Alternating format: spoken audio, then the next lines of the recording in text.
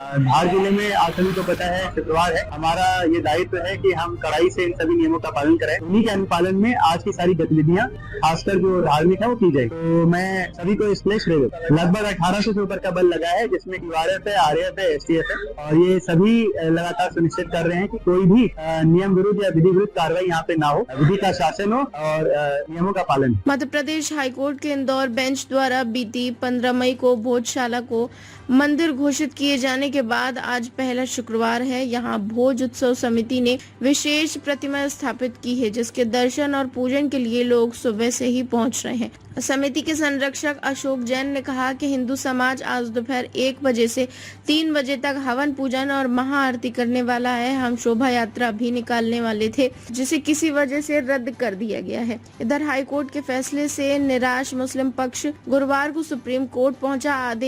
आदेश को एक तरफा बताते हुए काजी मोइनुद्दीन ने गुरुवार रात करीब 8:30 बजे विशेष अनुमति याचिका दाखिल की। सदर अब्दुल समद ने कहा कि कमाल मौला मस्जिद में 700 साल से जुमे की नमाज अदा हो रही है। इस परंपरा को प्रभावित किए जाने से समाज में दुख है, लेकिन लड़ाई पूरी तरह संवैधानिक और कानूनी दायरे में ही लड़ी जाएगी। शहर काजी वकार सादिक ने कहा कि मुस्लिम समाज न्यायपालिका का सम्मान करता है और अब सुप्रीम कोर्ट से न्याय की उम्मीद है। इससे पहले मुस्लिम पक्ष ने भी भोजशाला में नमाज अदा करने की घोषणा की थी, जिसे देर शाम टाल दिया गया।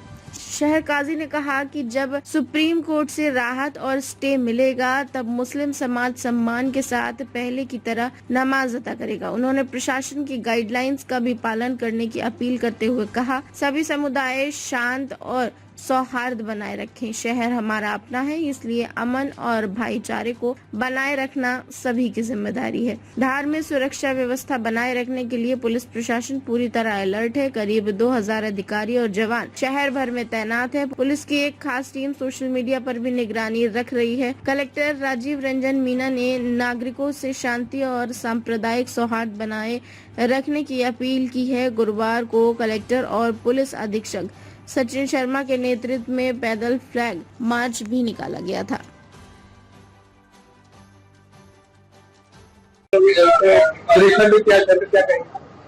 धार जिले में आप सभी को पता है शुक्रवार है, और माननीय उच्च न्यायालय के आदेश और निर्देश के बाद हमारा ये दायित्व है कि हम कड़ाई से इन सभी नियमों का पालन करें। सभी से लगातार बातचीत, सभी से लगातार संपर्क हमारा बना हुआ है।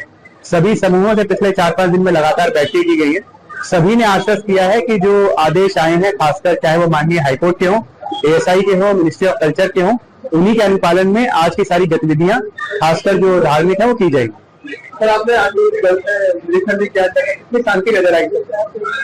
शांति मुझे लगता है कि का जो ये प्रक्रिया रही है वो खासकर संवाद के माध्यम से संभव हो पाई है, और खासकर हमारी जो टीमें नीचे हैं लगातार इंटेलिजेंस कलेक्ट कर रही हैं, उनकी वजह से है। तो मैं सभी को इस प्लेस ले देता हूँ। सर, कितना बल लगाया गया?